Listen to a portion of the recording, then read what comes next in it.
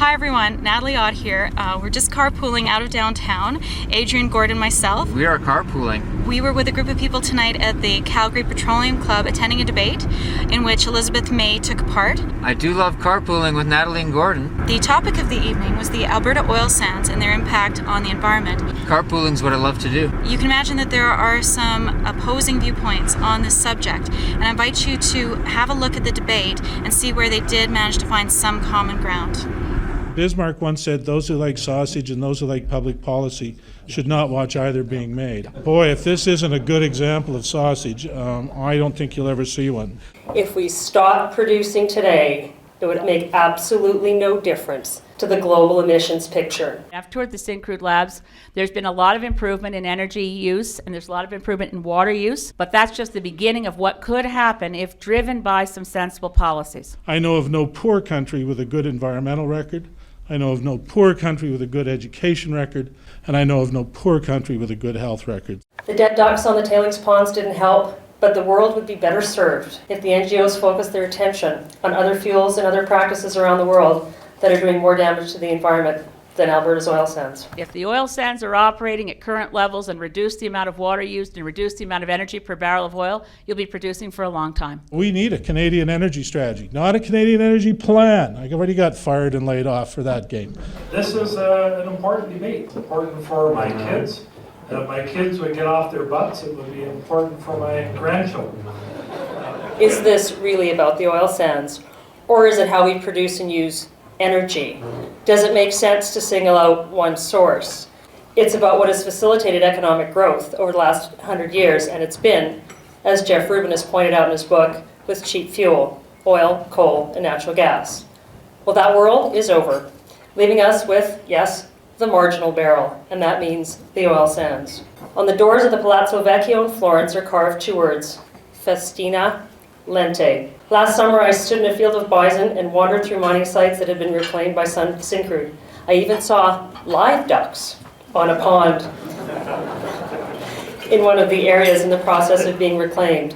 I witnessed bird deterrent systems and had a glimpse into the research that's being done, both in real time, on site, and at the lab bench into how to better deal with tailings ponds. First of all, Canada's 2% of global emissions. The oil sands are 5% of Canadian emissions, 0.5% of US emissions, 0.1% of global emissions. 1/10% of global emissions come from the oil sands. There's been a 30% reduction in emissions since 1990, half due to technological advancements. In other words, if we stop producing today, it would make absolutely no difference to the global emissions picture. The bigger issue is the GHGs generated by consumption.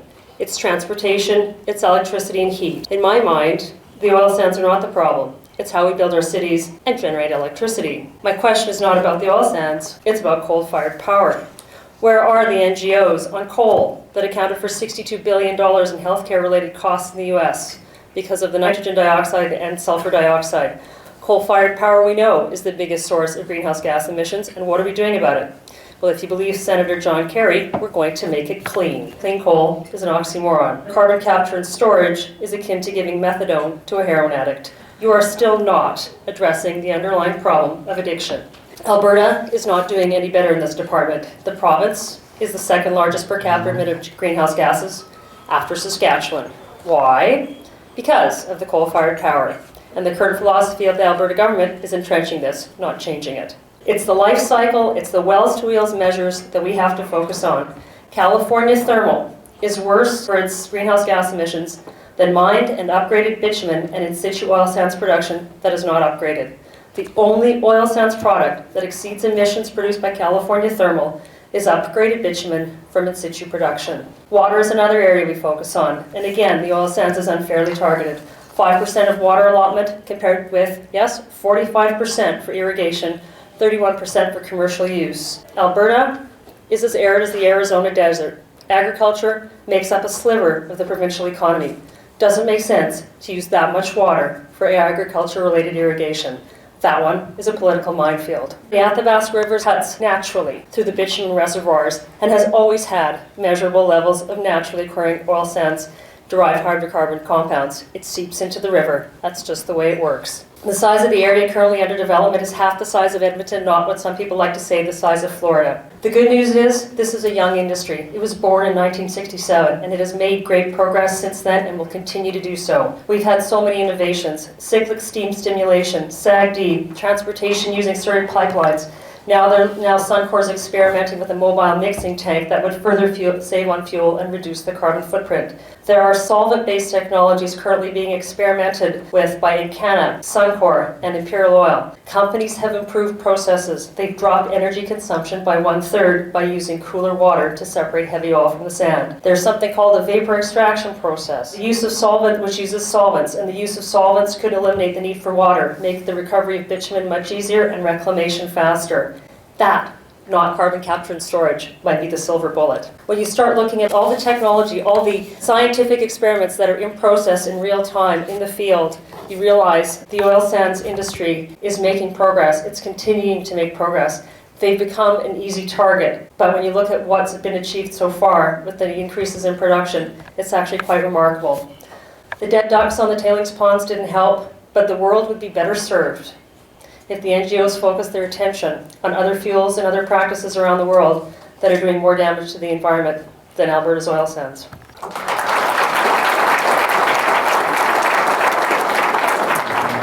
And so completes my speech. Thank you, Deborah. First, let me say thank you to the Calgary Enterprise Forum for serving that methane belching, carbon sink destroying, four-legged CO2 delicious beast. It was excellent. And Elizabeth, let me say personally, and I'm sure, although not elected anymore, I can say welcome on behalf of all Albertans to step into here. One thing that Alberta does is it respects renegades, roués, and rogues, and they've always respected the ability to have different opinions, new thoughts, and new ideas, because the oil patch is born on innovation. There's no such thing as a stupid idea in the oil patch, because you just don't know what's going on down that hole. So I want to welcome you, and thanks for being here tonight. I think it's just a great idea. I'm basically oil patch trash through and through. I saw my first drilling rig when I was 7. My brother was in the business. He's a geologist. I like geology so much I took it twice in university. It's been a great experience. I've roughnecked, I've worked seismic, I've owned drilling rigs, I've owned barite mines, and I got to tell you, I don't meet any better people than what are in the oil patch today. And I think that's a great salute. And it's the kind of people that are driven towards innovation. They're driven towards doing something different. They're driven towards partnership, because nobody can afford to take all the risks by themselves. And it was a great, great privilege to represent this fabulous industry for the period of time that I did. I can safely say that of all the people I've met in the oil patch, I would classify every one of them as an environmentalist, because we all wanted to leave what we found equal to or better than. We work in the land, we work with it every day. I mean, there's so many farm people and so many ranchers and so many people from rural Alberta have worked in this industry that, we do care about it, and we care about it a lot. There's a terrific graph of the Livermore Institute in Berkeley. It says that we use half the energy we produce to move the energy that we use to where we use it. If you just look at that 50% number, just think what you could do with energy efficiency. And if we double our energy efficiency in the oil sands, it's going to make a tremendous change in emissions. And I'll declare my conflict right up in front. I sit on the Hatch Engineering Advisory Board, and they are a large investor in a technology called Ensolve. Ensolve is a warm propane solvent that doesn't use water. It doesn't use natural gas. It has an 86% reduction in emissions, lower CapEx, lower OpEx, lab proven. It's John Nininger, the inventor, an MIT PhD. This is the kind of innovation that will drive to this oil and gas industry. And frankly, I'd like to see us produce 3, 4, and 5 million barrels a day up there, because I think we can do a better job than any other place in the world in terms of managing that. We're the best handlers in the world of sour gas. We invented horizontal drilling. What we've done with 3D and now 4D seismic is unbelievable. We're truly innovators. And with that innovation comes energy efficiency and comes a kinder, gentler footprint into the environmental side. I'm certainly not defensive about what we've done. I'm very proud of what this province has done. And I can tell you, I know of no poor country with a good environmental record. I know of no poor country with a good education record. And I know of no poor country with a good health record. So we need that resource, and I think we should keep on developing it.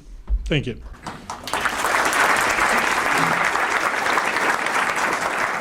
Well, thanks very much for having me, and I want to share some of the sentiments of Deborah and Murray in saying this is a great opportunity, and I'm very honored to have been invited by the Calgary Enterprise Forum.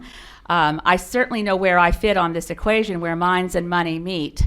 I don't have any money, so I really hope that I represent something of intellectual capabilities. I'm here on behalf of a lot of Canadians who are worried about the oil sands, but I wanted to let you know right away that my objective here this evening is to figure out on how many things can we agree. Is the ongoing development of the oil sands ultimately irreconcilable with an environmental agenda? I just wanted to question a little bit about why we're calling it an environmental agenda. Because if you grasp the science of the climate change issue, and the Intergovernmental Panel on Climate Change has done tremendous work with only the peer-reviewed scientific literature that's worth something to be examined, then we're not really talking about an environmental issue. We are talking, as the Pentagon recently recognized, that we're really talking about a security issue. And in that context, we do recognize that to respond to the growing changes in the chemistry of the atmosphere, and those are demonstrable and documented back through a million-year climate record of atmospheric chemistry that comes from Antarctic ice core data, we know that we have already, as humanity, changed the chemistry of the atmosphere. Certainly, we don't have the all clear to continue on a business-as-usual trajectory, nor should we. The kind of information we receive, as I mentioned, the Pentagon just said that the climate crisis represents a larger threat to global geopolitical security than terrorism. So we're responding to something quite in the nature of a clear and present danger. I just imagined myself for a moment in front of a room, say in 1985, when we were debating what we should do about chemicals that were reputed to be destroying the ozone layer. Now, everyone knew that the ozone layer was what made life possible on planet Earth, because without it, ultraviolet rays would reach this planet in such intensity that it would be impossible to grow crops and it would be impossible to maintain life. So it's a rather large issue, maintaining the ozone layer. Back in 1985, people in industry, particularly those who manufactured chlorofluorocarbons, did not want to agree that the ozone layer was thinning, nor did they want to agree that if it was thinning, it had anything to do with their products, nor did they think that it was economically viable, that they should be part of a solution. I put that to you because even with people like Don Hodel, U.S. Secretary of the Interior, saying we didn't need to do anything about the ozone layer, we just needed broad brim hats and lots of sunscreen. DuPont saw that there was political will. There's a complicated interrelationship between political will and technological innovation. DuPont rose to the challenge, and by the time we signed the Montreal Protocol in 1987 in Montreal with leaders from around the world, a session that looked much like what Copenhagen will look like in 19 days' time, a United Nations negotiation about a global environmental issue that threatened survival, but which required some significant economic shifts. DuPont was in the front of the line to sign with a smile on their face because they had worked hard to come up with the alternatives. So the challenge in the oil patch is to rethink being oil and gas companies to being increasingly energy companies and seizing the enormous opportunities that are out there. Because what is presented in this challenge is the single biggest economic opportunity in the history of humanity. The ultimate end point around fossil fuel use and the global atmosphere is a gradual phasing out of dependency and indeed addiction to fossil fuels, which, as Deborah quite rightly points out, is only partly at this point in a minor way related to the tar sands. It's related a lot more in Alberta to burning coal to produce electricity. We do not in the Green Party focus on one sector at the expense of others. We're looking for solutions that make sense for the whole country, and indeed, Alberta is a big part of the solution that lies ahead. So how do we get there? Our position is, I think, roughly the same as the mayor and council of Fort McMurray or former Premier Peter Lougheed, that as we go forward, we need to go slow. Very few environmentalists are really nostalgic for Brian Mulroney's government, but I am. You look back and you say, we were in the lead then on climate change. Or you can look back in Alberta and say, Peter Lougheed this province pioneered in saying, let's set aside the profits and the royalties from non-renewable resources into a heritage fund, and let's build that up. Norway followed Alberta's example. The Norway Heritage Fund now has $400 billion in it, while Alberta's has $17 billion, because somewhere along the way, governments that followed Mr. Lougheed lost the sense of sensible planning and appropriate response to resource development, paying attention to all sectors, making sure that even within the oil and gas sector, natural gas could take its place and development could happen, and that we weren't all in this province subjected to what Mr. Lougheed calls the traffic jam, and I know you all live with it, of elevated prices, shortage of labor, the difficulty of building a refinery anywhere near the bitumen. Doesn't make a lot of economic sense, and it certainly didn't make a lot of environmental sense.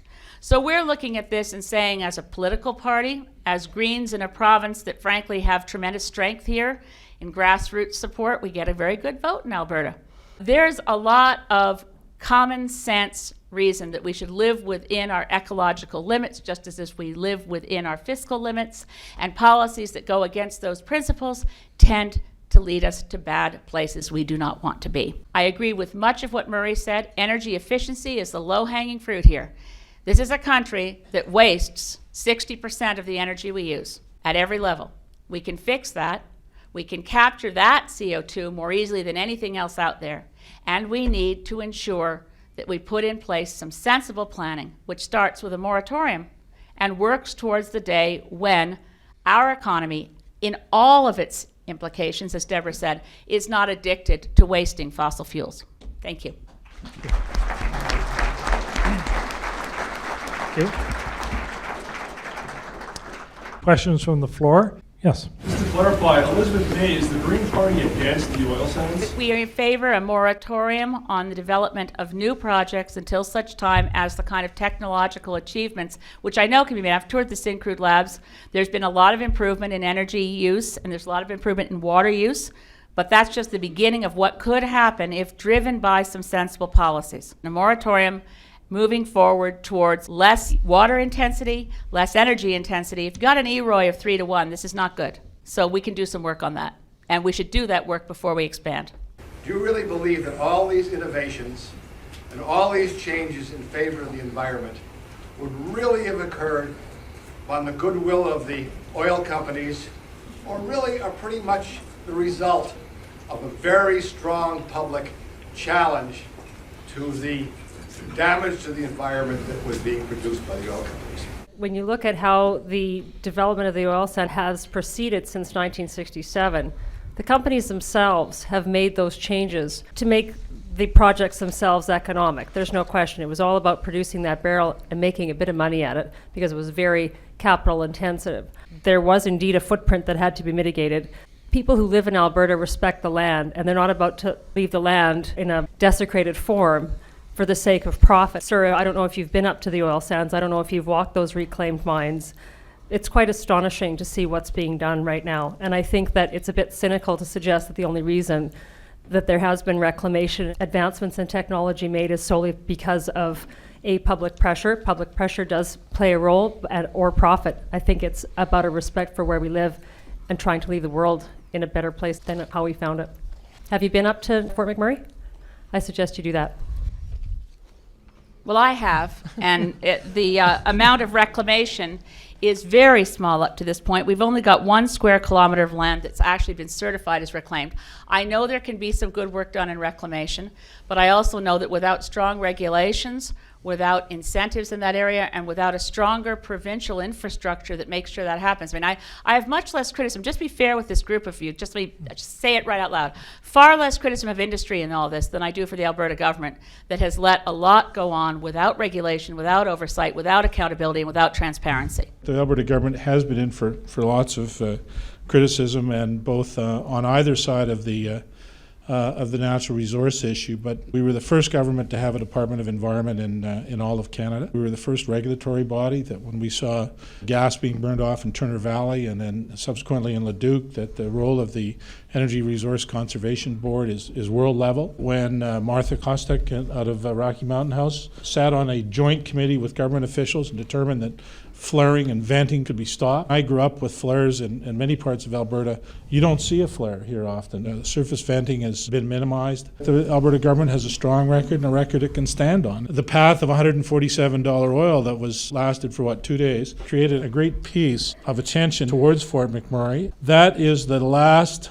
non-sovereign controlled reserve of oil deposits in the world that can be developed, and I think it's responsible. I think the government did fall down in terms of the infrastructure argument. I think that's a reasonable point. Highway 63 and the city of Fort McMurray could have been bolstered. And is that mine? Murray. I hope it's not somebody named Ed Stelmach saying, "What are you doing?" No, it's the guy from Washington, Gary Mars. But, I would much rather let a regulatory body working in partnership, and believe me, we are a partnership because we collect royalties from the oil and gas business. We're a partner, we're a regulator, we're a policy maker. My experience in government, that we had some very difficult tasks to do.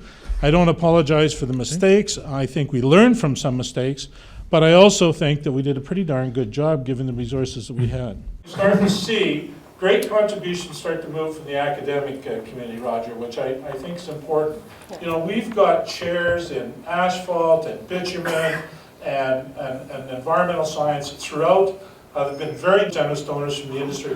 And I think we've developed now a level of academic intelligence that we can use. My wife is from Fort McMurray originally. I've taken a quick look, and personally, I agree with what Murray is saying about Highway 63 and the development. Did we make a mistake as a province with building too fast? Is this not common sense? Because we have an incredible resource. Why are we abusing it so quickly? I'm a visitor to Calgary, to the Petroleum Club. I want to be respectful to all of the experience that you all have had. But when I hear Peter Lougheed say that it's gone too fast, that we've created a traffic jam, that you can't build the refineries near the resource, and you could if you'd planned it properly, that the infrastructure that he had put in place should not have been dumped, I think that's pretty interesting information from a former premier of this province, who I think represented an approach to policy making more in keeping with what we would have done in those circumstances. If there's one person in this province who doesn't need anyone to defend them, it's Peter Lougheed. But I think we have to be careful in interpreting Premier Lougheed's comments about the oil sands as being shaped by a determination to maximize the endowment that Alberta has in terms of natural resources, and to too quickly see that as a condemnation of the oil sands, I think would be a fundamental misread. Roger, I don't think I did that, and I appreciate your you're clarification. just sort of... No, I'm It's very easy to careful. I'm imagine very that. clear that I would not describe Peter Lougheed as someone who didn't want to see the tar sands and oil sands developed. Good. But he certainly has been a strong critic of how it has been done. Yes. We have a prime minister, and in Murray's case, a former minister, enunciating a policy goal of we want 5 million barrels a day, or Jim Flaherty saying it in China. And yet, when the political voices say it, quite often the industry says, wait a minute, that's faster and more, and why, and we don't think we can do that. Why is that a policy goal? Is 5 million barrels of oil a day from the oil sands a goal? Wouldn't the goal be a sustainable economy for Alberta for the long term from a diversity of industries, including maintaining an agricultural base, encouraging other energy sectors, making sure renewables can take off here so that we have some wealth and some technology to export? I mean, there's a whole range of policy goals. Why is it that our federal government, in the absence of any energy policy nationally at all, chooses one goal? Now I know if someone's laughing, they're thinking Trudeau. I'm just saying, we are the only country in the OECD with no policy around something as significant as energy planning. And we should have a policy, and certainly it should not simply be the goal for one sector in one area of a province where the people who live in that area are the ones crying out, slow down. I have a few thoughts on this. In response to the overheated pace that was going on in Fort McMurray, Adam Smith's invisible hand was starting to work, and activity was starting to slow down. Productivity was decreasing. Companies were rethinking what they were going to do and how they were going to proceed. And even before the oil price crashed and before the bottom fell out of the economy and the market, people were already starting to pull back in terms of what they wanted to accomplish up in the oil sands. There are market forces, whether we like it or not, that are going to dictate the pace of development. There's certainly not one person in this room or in the industry who'd want a government to decide which projects were merited to go ahead of others. That's just not what Alberta's about. That's not what this entrepreneurial province is about, or the energy sector is about. In the early 90s, when oil was less than $30 a barrel, and the tar sands weren't, oil sands were not, we were calling them tar sands then, so I can be forgiven, it's a historical anomaly, we're not yet producing very much. It wasn't the marketplace, and solely, yes, there's entrepreneurial instinct in Alberta, but it also helped that Jean Chrétien dropped a couple $2 billion here. It also helped that Ralph Klein dropped the royalty rate to 1%. It also helped that in 1996, Chrétien created an accelerated capital cost allowance to drive development. Those things made sense as an investment when oil was less than $30 a barrel, but it certainly would be revisionist history not to note that industry and government worked together, and that without absent government intervention, it would have been a much longer time, who knows when, we would be getting 1.3 million barrels of oil out of the Athabasca region. I think we'd all acknowledge that there has been a collaborative undertaking by government and industry to produce Alberta's wealth. How well prepared do you think we are, or the industry is, or the government is in Alberta to handle this scrutiny? In spite of the debate over the low carbon fuel standard debate, dirty oil, in spite of the Mr. Obama, please don't buy our oil, our shipments continue to increase. And in fact, oil sands is part of the U.S. economic recovery program. President Obama knows full well that over $2 billion of those 797B trucks that come out of Peoria, Illinois, are going to go to the oil sands. So there's an economic discussion that is made. It's made by representatives of industry, and in some cases by governments. As we go through the white sheet of filling the word and watching journalists print much about the environmental condition of our production, we have to see that the resource belongs to Alberta, but the opportunity belongs to Canada. We import over 1.3 million barrels a day in eastern Canada from Algeria, Kuwait, the North Sea, Norway. If we were to take some of that refining capacity and do the same thing as they're doing in the United States, instead of propping up bankrupt auto companies, put those skilled workers together in retrofitting refineries, using this new pipeline capacity that can get our oil down to eastern Canada, I think we could certainly change our balance of trade, our payments and that, and we can certainly create more jobs. And I think we can do this being more energy efficient and being less carbon creative. The bottom line is, I think there will always be a debate against the use of hydrocarbons, because I believe the environmental movement in the United States really wants to cut off hydrocarbon uses as much as they can. The oil sands happens to be a convenient example. Why do they demonstrate there? Why do the guys go in and sit on the tailings pipes and put up the signs? Because they can. You try this in Venezuela. You try this in Iraq. You try this even in Mexico. If you go out and hijack something in the Bay of Canarell, I'll tell you, you're not going to get served coffee by the operator and escorted to a warm place and thanked very much for your sign. And that is a freedom worth defending. The defense of environmental freedom, the freedom to demonstrate, the freedom for association, the freedom to disagree, that's what democracy is all about. The debate over the speed of development of these oil sands, that's important. But I really do think right now that we do, and I agree, that we need a Canadian energy strategy, not a Canadian energy plan. I already got fired and laid off for that game. I want to talk about a Canadian energy supply strategy. Why aren't we sending 500,000 to 700,000 barrels a day down east? We've got opportunities in this great country that we ignore at our own peril, and that's the part that worries me both about governance and about policy. And I think there's lots of discussion that we should form a Canadian energy bipartisan, multilateral organization that talks about these things and addresses those questions that you put forth, address them head on. I'd encourage you to go to CanadianOilSands.ca. I think much of this war is fought on the web. I would actually direct people to tar sands and dirty oil and then put factual information in there for a change. My organization actually tracks international coverage of the oil sands. We pick up about 450, 500 unique stories a month from the international press, from environmental blogs, from environmental websites, from the mainstream press. That's not a huge amount of coverage. Is there one thing that we can get all three people to agree on? I do agree with Murray and Elizabeth. We need a national energy strategy. It's absolutely critical, and I would argue that without a national energy strategy, anything remotely resembling an agreement in Copenhagen or some sort of agreement with the United States is not going to be possible, because we don't know what our vision is, what our view is, and how we're going to get there. We have a natural gas business that is in deep, deep trouble, and without any sort of plan, we're not going to be benefiting from that resource either. Thanks very much for everyone's time. Thank you, Deborah. When we look for fields of consensus, I'm a conservationist. I would like to see the last molecule, the last hydrocarbon molecule that's burnt in North America before shifting over to the next fuel, to be the last hydrocarbon molecule produced in the oil sands before final reclamation and we return it to the pristine sand beaches of Lake Agassiz. I also believe that we've found some consensus on energy efficiency.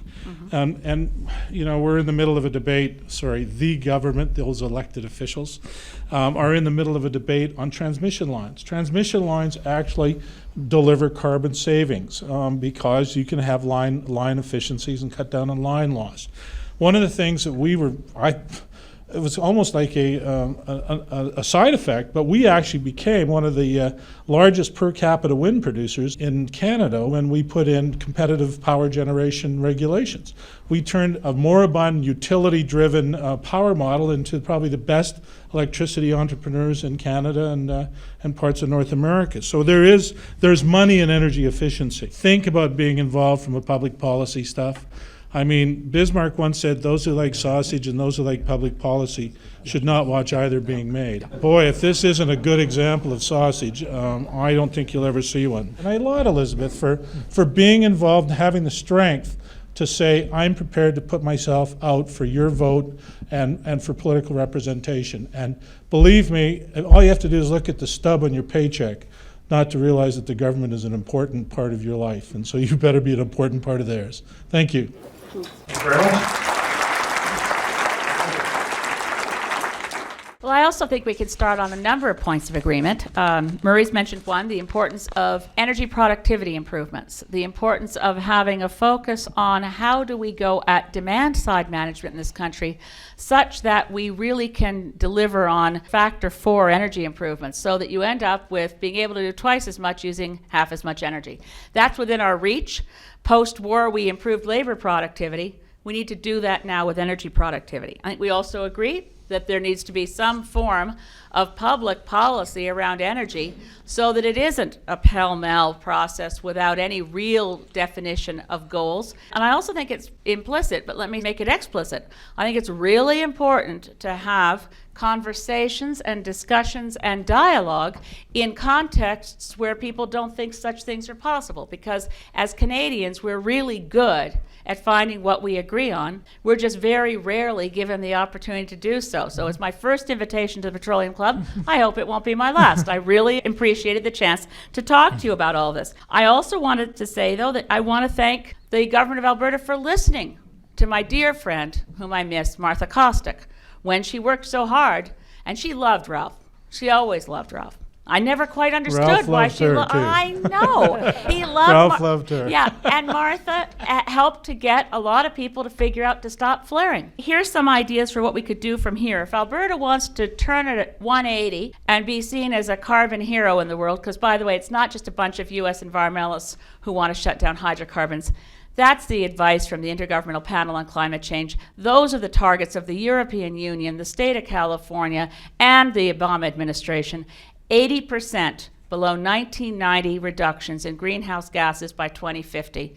Sweden's the first country to say it's going off oil, but it will not be the last. So it's important to figure out, how do we manage this transition? And from your point of view, how are you, like the big multinationals, and a lot of you were in the room, but certainly it was the head of the Shell hydrogen division who quoted Sheikh Yameni saying, look, the Stone Age didn't end because we ran out of stones.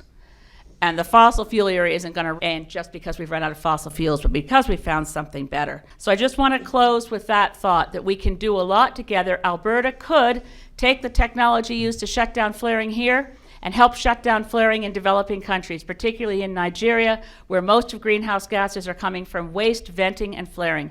You could help by deciding that carbon capture and storage, and at least at the billions of dollars level, which it is now taking out of the federal budget, could be better spent on shutting down coal plants in Alberta by using Albertan natural gas and giving the natural gas industry in this province a hand. And it could be helped by making a commitment to really create the kind of policy kickstart that Germany gave to renewables, which has now created 400,000 new jobs in Germany. Alberta could do that. You could be the clean energy province. And if the oil sands are operating at current levels and reduce the amount of water used and reduce the amount of energy per barrel of oil, you'll be producing for a long time. Thank you. So on behalf of the Calgary Enterprise Forum, I wanted to extend a very warm thank you to all the panelists, as well as to Roger for agreeing to participate in this debate. The Calgary Enterprise Forum is a non-profit society. However, we have about $500 that we wanted to donate to the University of Calgary. Catherine Brownlee accept this on behalf of Professor Mansell. Thank you very much. And we hope to see you again at some time in the near future. And perhaps we will be able to turn this into a regular event. Thank you very much.